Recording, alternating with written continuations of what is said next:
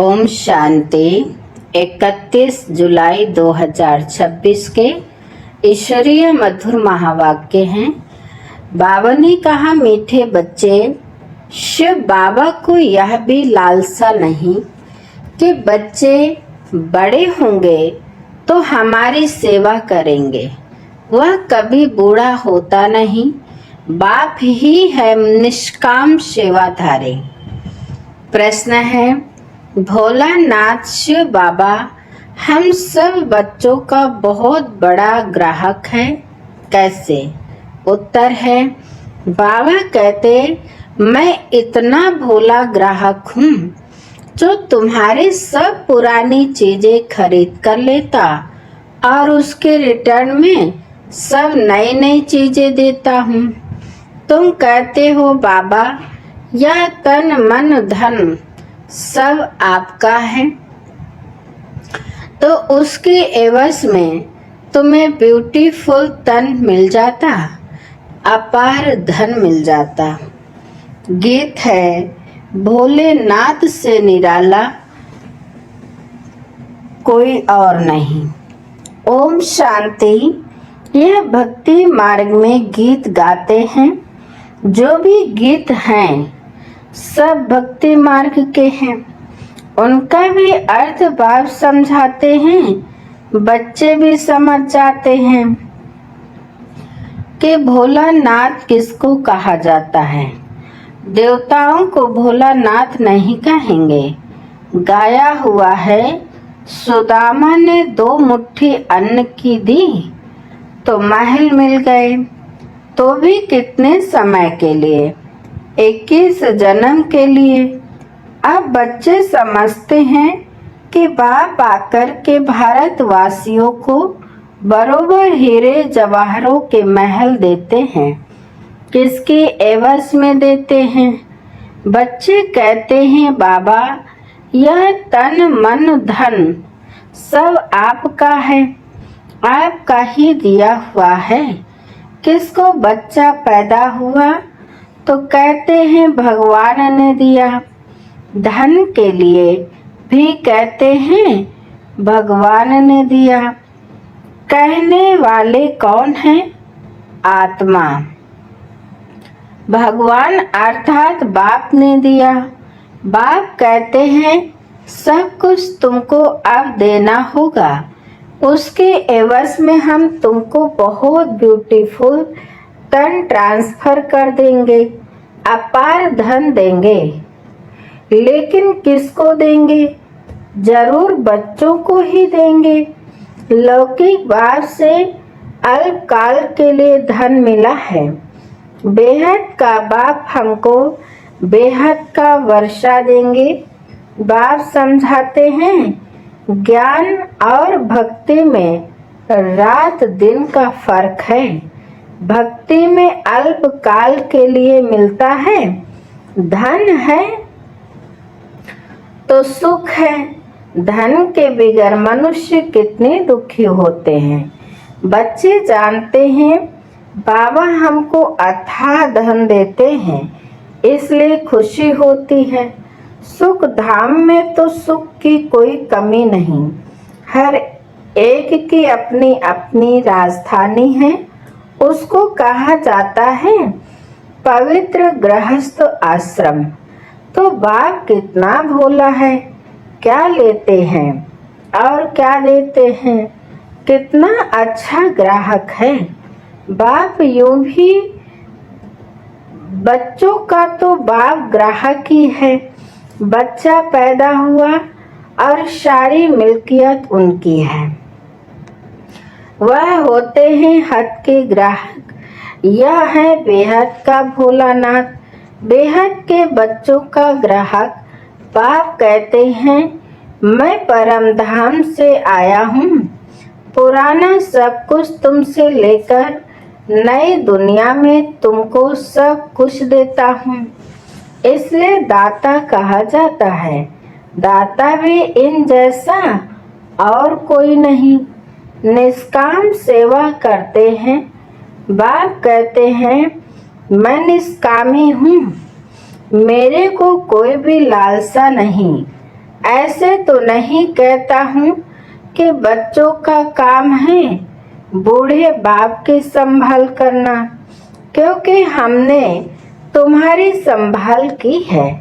नहीं, यह कायदा होता है, बाप बूढ़ा हो तो बच्चे उनकी संभाल करें। यह बाप तो कभी बूढ़ा होता नहीं, सदैव जवान है। आत्मा कभी बूढ़ी नहीं होती, यह तो जानते हो। लौकिक बाप बच्चों में उम्मीद रखते हैं कि हम बूढ़ा होगा तो बच्चे हमारी सेवा करेंगे। भल सब कुछ बच्चों को देते हैं, फिर भी सेवा तो होती है। यह शिव बाबा कहते हैं, मैं हूँ ही अभोक्ता, मैं कभी खाता ही नहीं हूँ, मैं आता ही हूँ सिर्फ बच्चों को नॉलेज देने। सुप्रीम रूहों को बैठ समझाते हैं, रूह ही सुनती है, हर एक बात रूह करती है, संस्कार भी रूह ले जाती है, जिसके आधार पर शरीर मिलता है। यहाँ मनुष्यों की अनेक मतें हैं।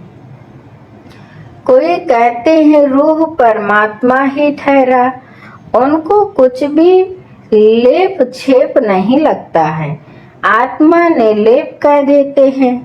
अगर आत्मा निर्लेप होती तो क्यों कहते पाप आत्मा पुण्य आत्मा। अगर आत्मा निर्लेप है तो कहा जाए पाप शरीर पुण्य शरीर। अभी तुम जानते हो कि सभी आत्माओं का रूहानी बाप हम रूहों को पढ़ा रहे हैं। इस शरीर द्वारा आत्मा को बुलाते भी है ना, कहते हैं हमारे बाप की आत्मा आई टेस्ट ली। आत्मा ही टेस्ट लेती है, बाप तो ऐसा नहीं कहेंगे, वो तो अभोक्ता है। ब्राह्मणों को खिलाते हैं, आत्मा आती है, कहाँ तो विराजमान होती होगी। ब्राह्मणों आदि को खिलाना भारत में कॉमन बात है।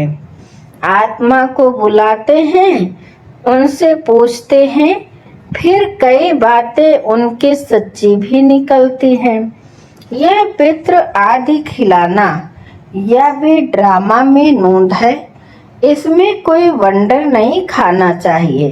बाप नट सेल में ड्रामा के राज को बताते हैं।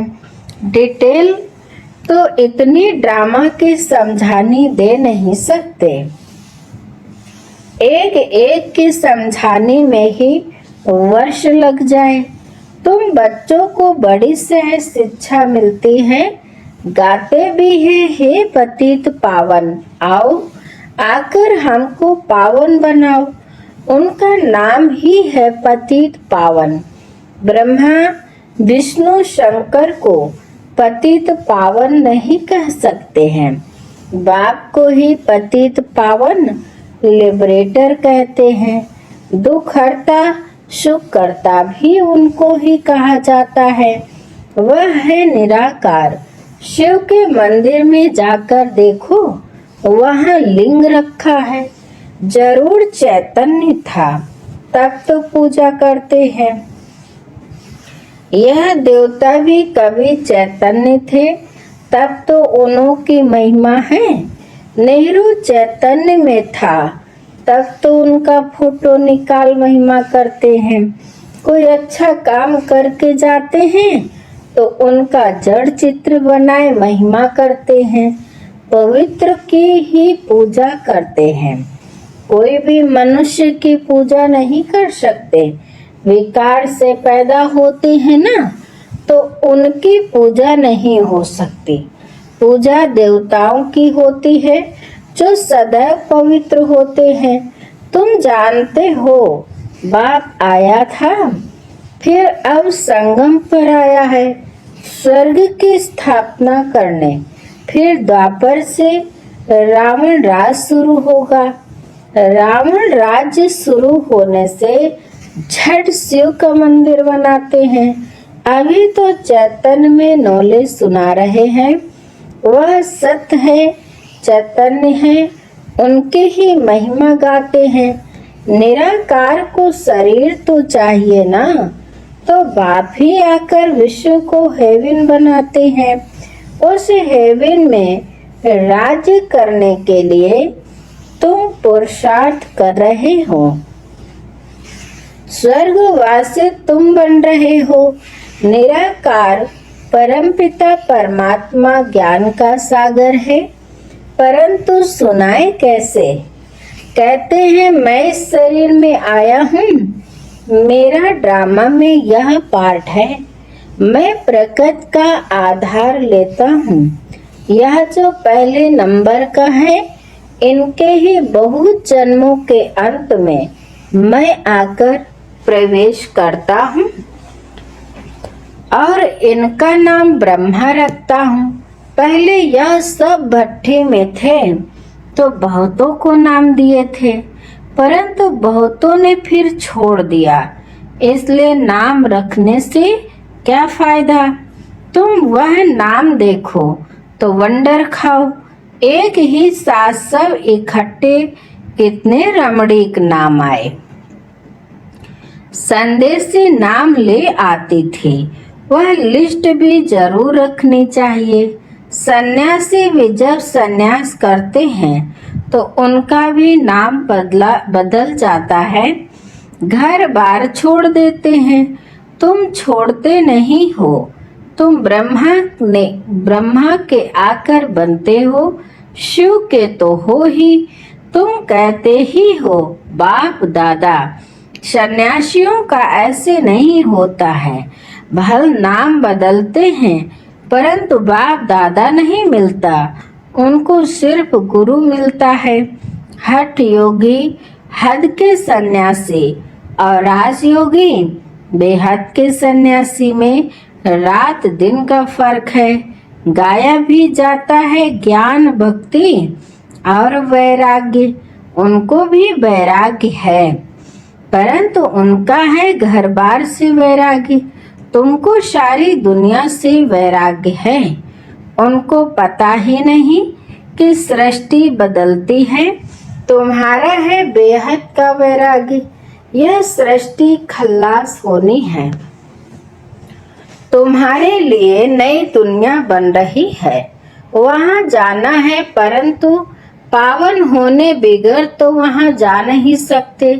दिल में जचता है बरोबर नई दुनिया में देवी देवताओं का राज्य था। जो बाप अब स्थापन करते हैं। तुम जानते हो शिव बाबा को याद करने से हम पुण्य आत्मा बन जाएंगे। है बड़ा सहज, परंतु याद भूल जाती है।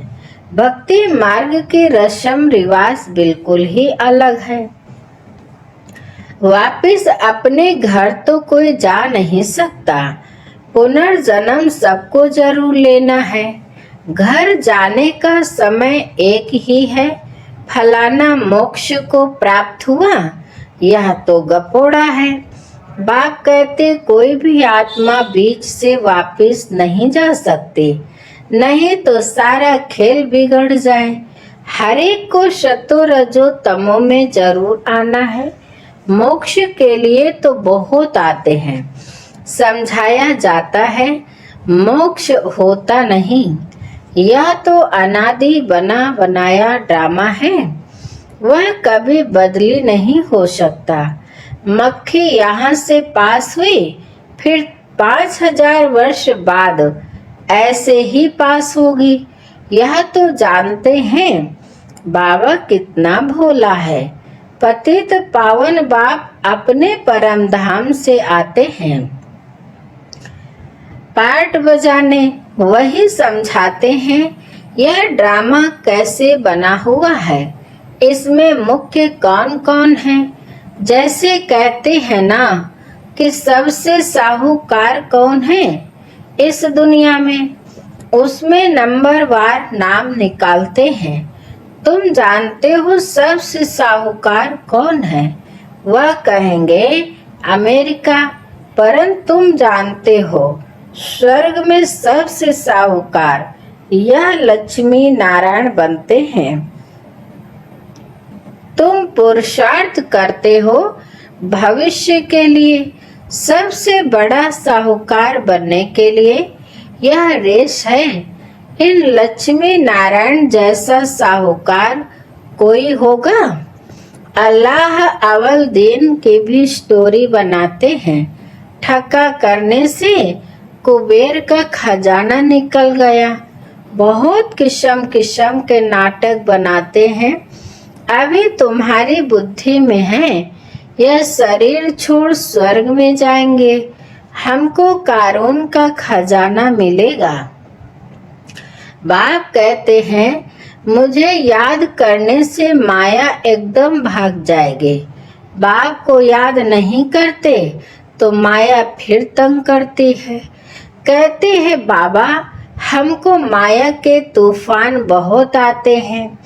अच्छा, बाप को बहुत प्यार से याद करो तो तूफान उड़ जाएंगे। बाकी नाटक आदि बैठ बनाए हैं, बात है कुछ भी नहीं। बाप कितना सहज बताते हैं।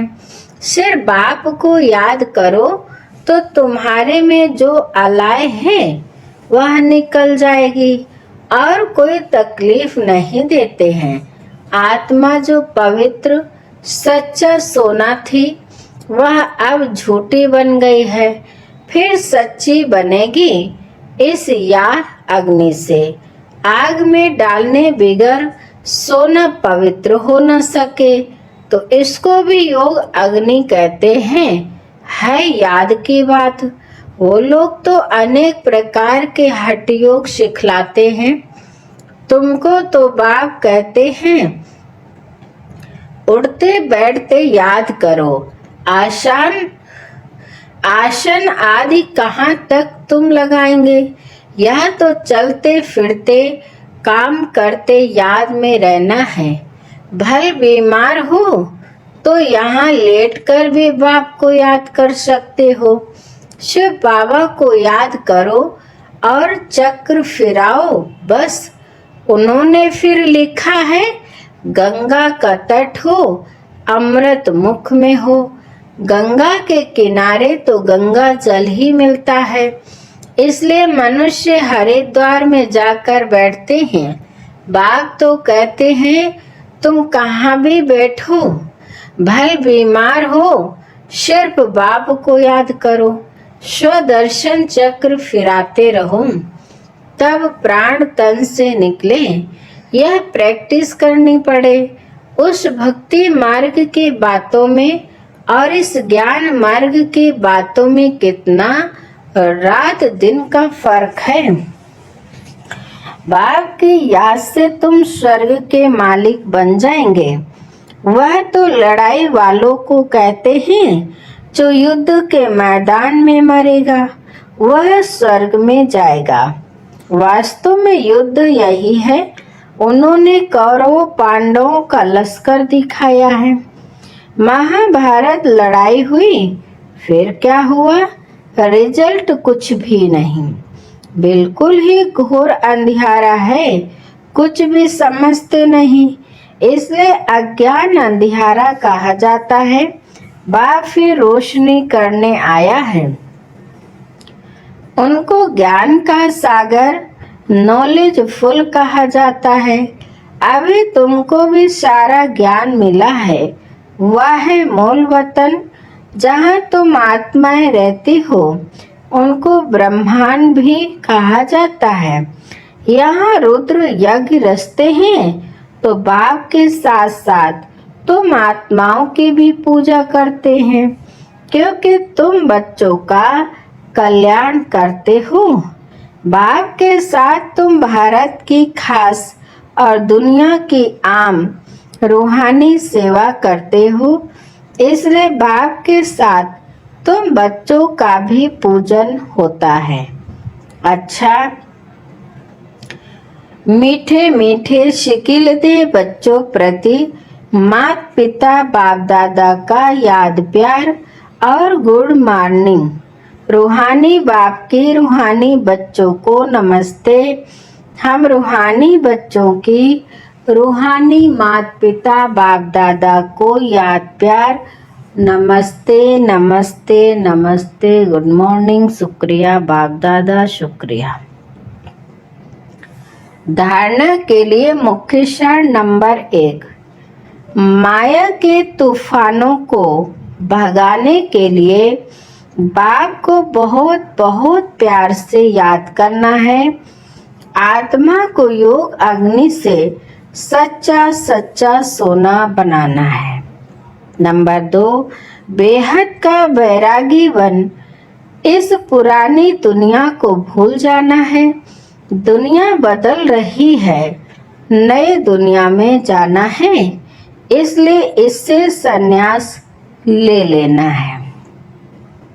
वरदान है, कदम कदम पर सावधानी रखते हुए पद्मों की कमाई जमा करने वाले पद्म पति भव।